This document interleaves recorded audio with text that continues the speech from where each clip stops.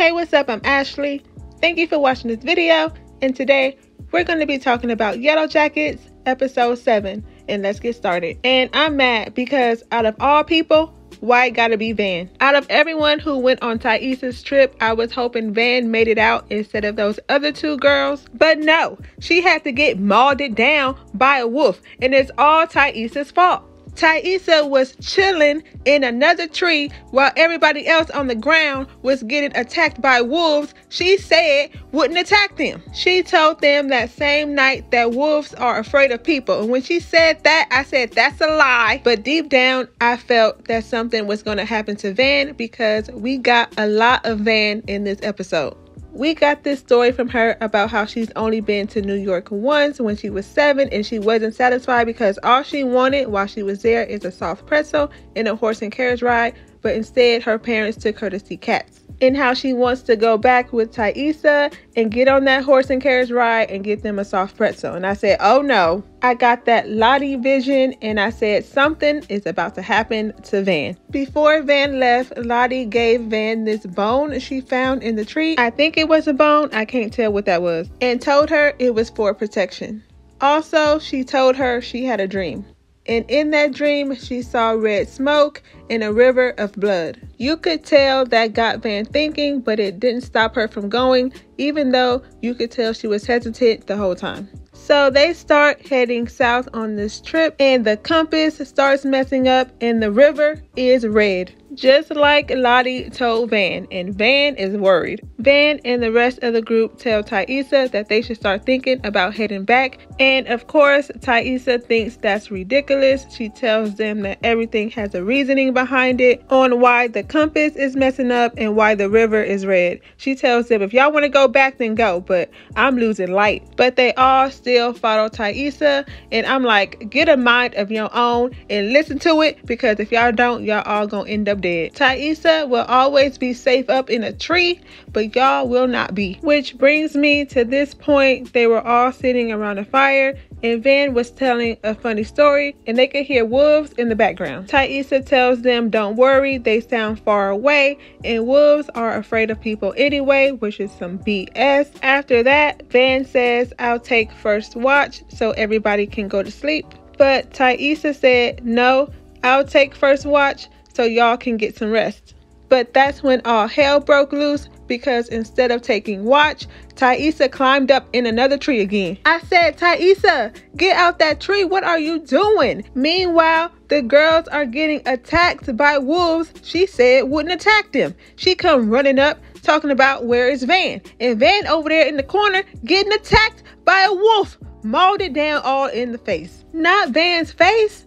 I said, this some BS. Thaisa tries to save Van. She shoots off this flare gun, and then that didn't work, so she started beating the wolf down with a stick. I'm guessing the flare gun is the red smoke Lottie saw in her dream. But anyway, in this next episode, I'm gonna need to see them sitting Thaisa down, questioning her. First question, where was you at, girl?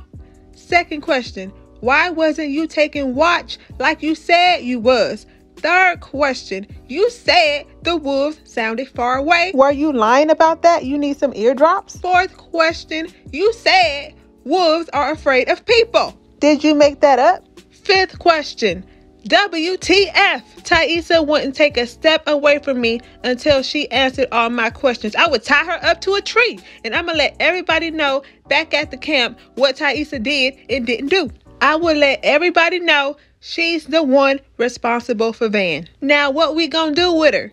Let's take a vote. That's what I would do. But y'all let me know how y'all feeling about Van, because I already told y'all I'm mad and I need my questions answered. Thaisa over here hanging out in trees, eating dirt and nibbling on her arm like it's a snack. So did Misty only go on this trip because she saw Ben laughing and smiling with Thaisa? She starts running outside talking about I'm going too, and calls the coach by his first name in front of everybody. She's like, don't try to talk me out of it, but I've given this a lot of thought and I feel like my team needs me. Ben told her, I think that's brave, and Misty goes, I'll come back for you. But everybody is looking at her like she's crazy. The coach does not care. He is relieved, and you can tell by the look on his face right here. Travis wanted to go on the trip with them, but Natalie told him that she doesn't want him to go, and he said, okay, I won't go real quick. He had a little embarrassment sex-wise, and I feel like it's more to it than him just being a virgin. He seemed very uncomfortable and awkward. He didn't want Natalie to say certain things to him while they were doing it, and I feel like there's something to it. I just don't know what. Do y'all think there's something going on with Travis, or am I reading too deep into it? Shauna told Jackie that she's pregnant and that it's Randy's baby. We saw Randy in last week's episode when he ran into Shauna at Natalie's house. Jackie is shocked, but of course wants to know all the details, and Shauna tells her that it happened this one night after this party. Jackie's like, are you sure? Because I could have sworn that I had to take Randy home that night because he was too drunk. But she didn't think too much of it. But later on, she found Shauna's book. The one that she's been writing in with no lock on it. Like I said before in my last video, how you gonna be writing down your deepest, darkest secrets with no lock on it? And I'm glad she got caught, and I can't wait until next week's episode to see Jackie confront her. I just feel so bad for Jackie though. Let me know what y'all think about this situation in the comments. And when it comes to being able to clean up well, Taissa got everybody beat. If it's one thing Taissa knows how to do well, it's take a bath. Splish splash, I was taking a bath. Rub-a-dub-dub, Taissa. She leaves no evidence of just jumping out of a tree, eating dirt, and biting on her arm. She knows how to brush her teeth real good too. Ooh, look at that. Help her please, somebody. But no, let's really look at her teeth, because her teeth here look uneven. They're crooked, some is pushed forward, some is pushed back. And it looks like she's missing some. Maybe similar like a wolf. Her teeth doesn't look like that after she cleans herself up. But anyway, she met up with Shauna and Nat. I don't know why Shauna was late, but we all know why Taissa was. Nat brings the $50K in all $100 bills, and they have a stakeout in Shauna's minivan. Shauna did put the tracker in the bag, and that's how they were able to track down their stalker. The stalker told them to show up at 2 a.m., but the stalker didn't even show up until about 3:30, and when he did, they was chasing him down. Taissa was able to get him down on the ground after she jumped on him, but he ended up hitting her in the nose. I said, get him, get him, get him. I wanted so badly for them to catch this guy, but of course, they wasn't able to. Natalie had a good shot on the guy, but Taissa stopped her just in time. After that, they get into an argument in the car.